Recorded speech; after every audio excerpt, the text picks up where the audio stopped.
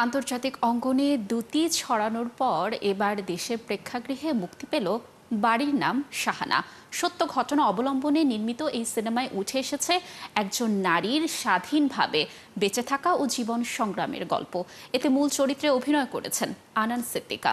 আরও জানাচ্ছেন আরিফ হক। আমার স্বামী কি আসছেন?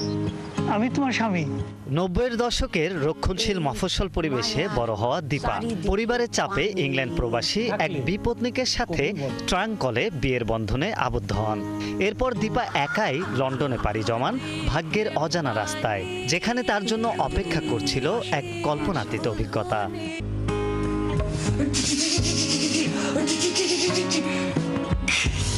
সত্য ঘটনাকে পুঁজি করে এমনই এক গল্পে প্রথমবার সিনেমা নির্মাণ করেছেন লিসা গাজী।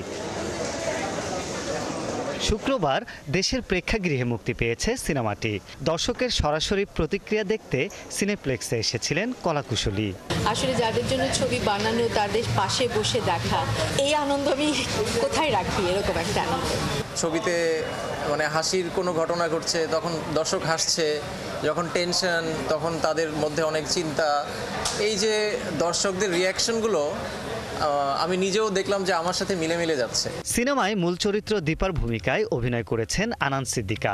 দীপার স্বাধীনভাবে বেঁচে থাকার স্বপ্ন ও জীবন সংগ্রামের গল্প পর্দায় ফুটিয়ে তুলেছেন এই অভিনেত্রী। দর্শকের ভালোবাসায় সিক্ত হয়েছেন তিনি।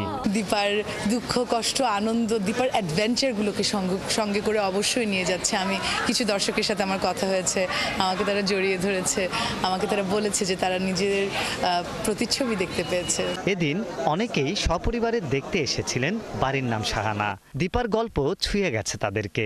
অনেকদিন পর যে খুব সিম্পল অথচ খুব সূক্ষ্ম কাজ, হ্যাঁ, ক্যামেরা থেকে শুরু করে অ্যাক্টিং সবকিছুর একটা পরিমিতি আছে, এটা ভীষণ ভালো লেগেছে। একটি নারীকে নিয়ে যে ঘটনাগুলো ঘটানো হয় আমাদের এই সমাজে, এটা পুরো দমে তুলে ধরেছে। প্রত্যেকটা মেয়ের জীবনে কিন্তু মায়ের পরে মেয়ে, তারপরে তার মেয়ে, হ্যাঁ, ওই যে মুক্তির একটা আকাঙ্ক্ষা থাকে, সেইটাই এর ভিতরে ফুটে উঠেছে। গ্রামে বা ঢাকার বাইরে আমি বলবো সব মেয়েরা এই ধরনের সিচুয়েশন দিয়ে যাচ্ছে, তো সবার উচিত এই মুভিটা দেখা আর এটা থেকে শিক্ষা গ্রহণ করা। আমাদের দেশে অনেক ধরনের ঘটনায় আছে যেগুলো আমরা অনেকেই শহরে থাকতে জানতে পারি না।